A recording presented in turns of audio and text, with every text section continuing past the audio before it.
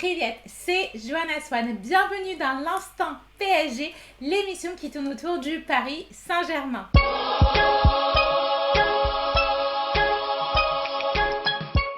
Au programme de l'émission de ce jour, le Mercato, les blessures du Paris Saint-Germain telles que celles de Verratti, Mbappé, la victoire du PSG face à Sochaux, la Ligue des Champions et la Ligue 1 et pour finir les prochains matchs du Paris Saint-Germain. Les dates du Mercato ont été communiquées par la LFP, il s'agirait du 15 août au 5 octobre, mais on attend encore la confirmation du conseil d'administration. Les blessures au PSG sont multiples, elles ne cessent d'augmenter et même le coach Thomas Tuchel n'est pas du tout épargné. En effet, lors d'une séance de sport, le coach s'est blessé à la cheville, c'est une entorse pour lui. Pour vous, petit test, pouvez-vous relier les Parisiens à leurs blessures? Pour Kylian, c'est tranché, il sera bien présent au Portugal. On peut espérer au mieux une place sur le banc lors du prochain match des quarts de finale de la Ligue des Champions, mais il ne sera pas titulaire. Pour Verratti, il reste en France pour les soins. Il s'est blessé à l'entraînement avec un choc avec Choupo-Moting. Donc, les examens complémentaires ont été faits. Il risque d'être absent pendant 3 semaines. On espère que Verratti, pour la Ligue des Champions, pourra rejoindre le groupe au Portugal. Pour Kurzawa, c'est tranché. Une lésion musculaire à la cuisse. C'est une blessure qu'il a obtenue à la finale de la Coupe de la Ligue. Il ne pourra donc pas jouer face à l'Atalanta Bergame le 12 août prochain. On va passer à Kehrer. Kehrer, c'est bien évidemment son oreille qui est touchée et qui fait qu'il est forfait. Une fracture de l'os qu'il a vu justement lors du dernier match de la Coupe de la Ligue. Pas d'inquiétude pour Silva, pour Marquinhos qui était sorti avec des bandages lors de leur dernier match officiel avec le PSG face à Lyon. Le Paris Saint-Germain a gagné son match amical contre Sochaux le mercredi 5 août dernier. Le buteur n'était d'autre que Choupo-Moting qui a marqué à la première mi-temps. Navas était donc le capitaine du Paris Saint-Germain pour la première fois. Ce match face à Sochaux a permis du temps de jeu à Navas, Sarabia, Draxler, Paredes, Herrera, Choupo-Moting, Bernat revenant de blessure et pour ceux qui étaient un petit peu moins attendus, Dagba, Kalimundo, Diallo revenant blessure également, Mbesso. C'est un match particulier parce qu'il y a eu 10 changements à la fois côté parisien et côté sochalien. C'est un match qui se jouait en 2 fois 40 minutes et je vais vous évoquer la liste des changements.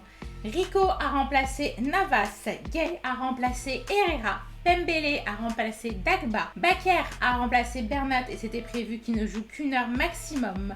Ruiz a remplacé Paredes, Camara a remplacé Mbesso, Bichabou a remplacé Diallo. Xavier Simons, l'un des futurs cracks du PSG selon la presse, a remplacé Draxler. Michut, une autre petite pépite de moins de 16 ans, a remplacé Choupo-Moting.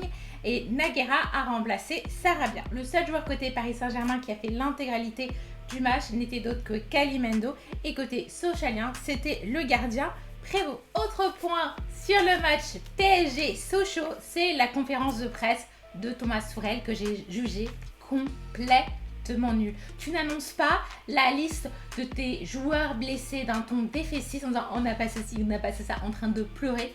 C'est pas ce qu'on attend d'un coach. On attend un coach qui remotive ses troupes. Je trouve pas ça très communicant. Pour moi, c'est comme si il cherchait déjà à trouver des excuses, à nous se mettre en condition pour expliquer la possible élimination de Paris. Regardez le match de Barça, ils ont gagné leur match avec un nombre de blessés important. On a même eu Clément Cancet qui a marqué, donc c'est génial. Pour le Barça, il montre que quand tu as vraiment envie de gagner, tout est possible. Lyon, on les croyait pas trop face à la Juventus, et ben ils ont marqué quand même.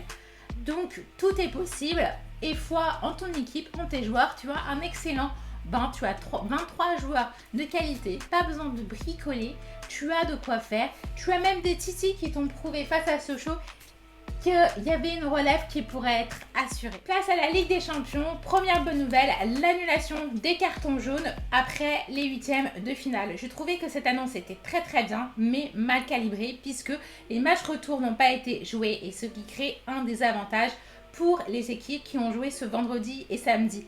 Pour preuve, pour avoir regardé le match Lyon Juventus, un nombre incroyable de cartons jaunes ont été sortis, tandis que samedi, c'était pas vraiment les cartons jaunes qui étaient plus sortis, c'était les arrêts avec visionnage de l'arbitrage vidéo pour valider ou non les buts et les fautes et les pénaltys. C'était ça pendant tout le match. Donc les joueurs se sont donnés à cœur joie en termes des fautes, puisqu'ils savaient de toute façon que les cartons jaunes, ils étaient annulés, et donc ils ont donné le tout pour pouvoir obtenir leur place en quart de finale. Ce que change avec l'annulation des cartons jaunes après les huitièmes de finale, une mesure qui a été prise justement par l'UEFA par rapport au Covid et aux conditions exceptionnelles de la Ligue des Champions cette année. Ça ne concerne que les joueurs qui ont un carton jaune mais qui n'ont pas encore subi de sanctions.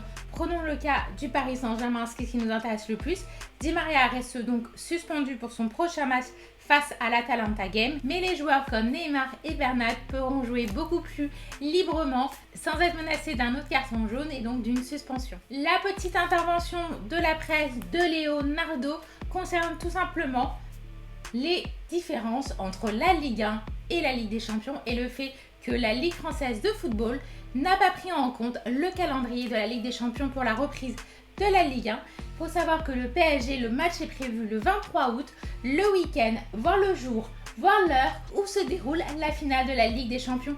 Qu'est-ce que ça veut dire? Sachant que maintenant, il y a Lyon qui a gagné vendredi dernier face à la Juventus de Turin qui se retrouve en compétition, c'est-à-dire qu'ils n'ont pas du tout confiance en leurs équipes pour aller loin dans les matchs. Moi, ce que j'aimerais, c'est qu'on se retrouve avec une finale 100% française, et bien là, ils seront bien obligés de reporter le premier match du Paris Saint-Germain ainsi que de Lyon. Donc, selon moi, vu que les dates sont déjà actées, à mon avis, ils vont reporter le match PSG-Metz et peut-être le faire jouer un peu plus tard au mois de septembre. Le prochain match pour le PSG, c'est d'abord avec les féminines qui vont jouer ce dimanche 9 août. C'est la finale de la Coupe de France face à Lyon qui se déroulera à Auxerre.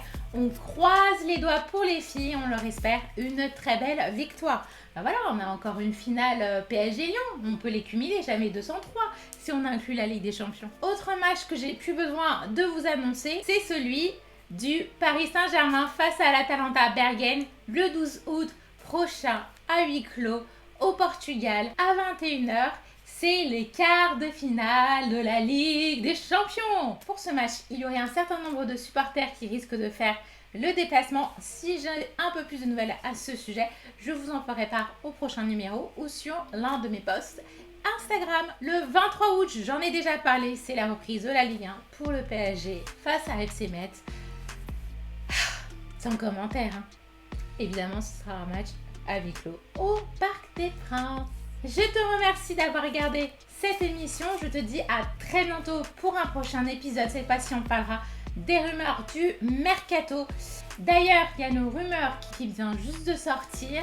On attend confirmation de Benfica, mais Cavani aurait signé, il se serait engagé avec le club portugais. Si tu aimes cette vidéo, n'hésite pas à mettre un petit pouce bleu et à la partager autour de tes proches. Laisse-moi donc un commentaire avec des suggestions sur des sujets qui pourraient t'intéresser ou juste pour faire un petit coucou. Je suis preneuse, je réponds à tous les commentaires et surtout n'hésite pas à t'abonner et à cliquer sur la petite cloche pour recevoir une alerte dès que je poste une nouvelle vidéo. Vous êtes nombreux à vous être abonnés récemment, je vous en remercie. Une dizaine en à peine une semaine pour ma chaîne, c'est très bien et je vous remercie du fond du cœur et à très bientôt. Ô ville lumière, sans la chaleur de notre cœur, vois-tu notre ferveur quand nous marchons près de toi dans cette quête, chasser l'ennemi, enfin pour que nos couleurs brillent encore.